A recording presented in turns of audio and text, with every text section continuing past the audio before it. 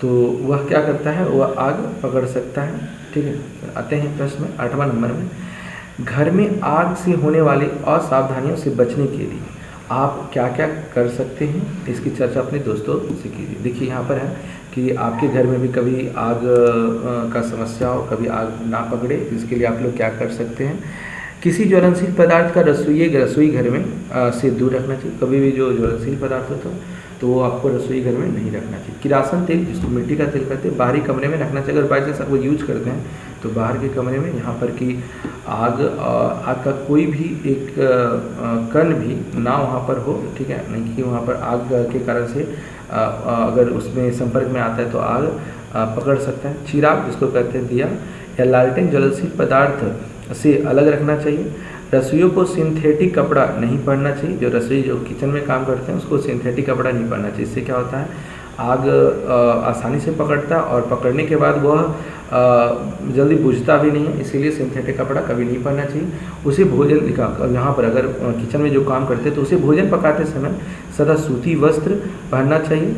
यदि घर में मोटरसाइकिल या मोटर कार हो तो पेट्रोल इसी में रहना चाहिए। इसका मतलब वो बहुत लोग क्या करते हैं, पेट्रोल में गाड़ी में पेट्रोल भराएं, अलग से डब्बा में भी रखते हैं, तो इससे नुकसान हो सकता है, इसीलिए इसे सावधानी से बचें।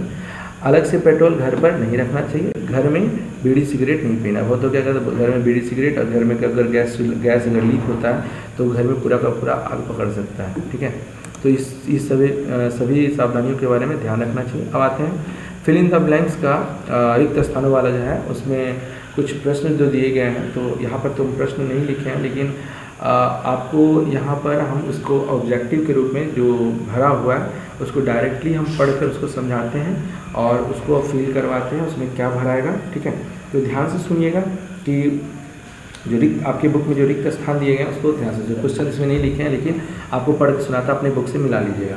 पहला है कि वह न्यूनतम ताप जिस पर कोई पदार्थ जलना प्रारंभ करता है उसे उस पदार्थ का डैश कहलाता है। याद रखिए, उस पदार्थ पर जलन ताप कहलाता है। ठीक है, नेक्स्ट ख नंबर में आते हैं। डैश कमरे के ताप पर आग पकड़ लेता है, तो याद रखिए सफ़ेद फास्फोरस जो है वो कमरे के ताप पर आग पकड़ लेता है। ठीक है, तो ये आपको बताए थे मिडिल क्वेश्चन में।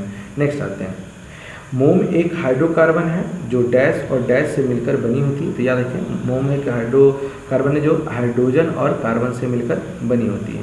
ठीक है, नेक्स्ट आते हैं, नेक्स्ट प्रश्न है, ईंधन के जलने पर, जब भी कोई ईंधन जलता है तो डैश और डैश बनता है, जैसे कार्बन डाइऑक्साइड और जलवाष्प बनता है ना। अंगों नंबर में आते हैं, पेट्रोल का ज्वलन ताप किरोसिन के ज्वलन ताप से डैश होता है। याद है, उसमें बताए थे क्वेश्चन में, नोट्स में, कि पेट्रोल का जो ज्वलन ताप होता है किरोसिन से कम होता है ना। सही गलत पर आते हैं, तो देखिए निम्न पर टिक सही या गलत का निशान लगाइए। क्वेश्चन को पढ़ते हैं, कागज़ की कटोरा में पानी डालकर गर्म करने पर कागज़ जल जाता है। आप देखे होंगे, तो ये सही है या गलत है? तो क्या है, गलत है, कभी नहीं जलेगा। जब तक पानी पूरा का पूरा सूखेगा नहीं तब तक जलेगा नहीं। इसका मतलब हुआ कि कटोरा में जब तक पानी रहेगा तो नहीं जल सकता, इसलिए इसका आंसर गलत होगा। अगला है, दहन के लिए वायु का होना आवश्यक है। अगर कभी कोई आग जलता है तो उसके लिए आग का होना आवश्यक है, ये तो आप भी बता सकते हैं, ये सही बात है, आग का आवश्यकता होती है। ठीक है, तो यहाँ पर क्या है, सॉरी हाँ, तो ये है कि वायु की आवश्यकता होती है। सॉरी, ग नंबर में आते हैं, लाल फास्फोरस कमरे के ताप पर आग पकड़ लेता है। देखिए, लाल फास्फोरस बिल्कुल कमरे के ताप पर आग पकड़ लेता है। नेक्स्ट है घ नंबर, चूने का पानी में कार्बन डाइऑक्साइड और गैस प्रवाहित करने पर चूने का जो पानी होता है वो दूधिया हो जाता है। तो देखिए, याद रखिएगा कभी भी कि चूने का पानी अगर कार्बन डाइऑक्साइड में गैस में प्रवाहित करते हैं ना तो दूधिया हो जाता है, ये ध्यान रखिएगा, दूध की कलर हो जाता है। अम्ल और सोडियम बाइकार्बोनेट प्रतिक्रिया कर कार्बन डाइऑक्साइड गैस बनाता है। तो याद रखिएगा कि अम्ल जो है सोडियम बाइकार्बोनेट के बाद प्रक्रिया करके वह सोडियम बाइकार्बोनेट जो कार्बन डाइऑक्साइड होता है गैस नहीं बनाता है। ठीक है, और अंतिम में आते हैं 4 नंबर, तेल द्वारा उत्पन्न आग को जल द्वारा नियंत्रित किया जाता है। अगर मान लो तेल द्वारा अगर आग लगाए तो उसे जल से नियंत्रित कर सकते हैं? तो बिल्कुल नहीं कर सकते, कभी आप भूल से भी ना कीजिएगा, इससे और क्या होगा, उसका आग अधिक होगा। क्यों, बता देते हैं, क्योंकि केरोसिन जो होता है वह केरोसिन या कोई भी तेल होता है वह पानी से हल्का होता है और वो ऊपर आ जाएगा और इसके कारण से वो बुझेगा नहीं और आग फैलेगा। ठीक है, तो ध्यान रखिएगा।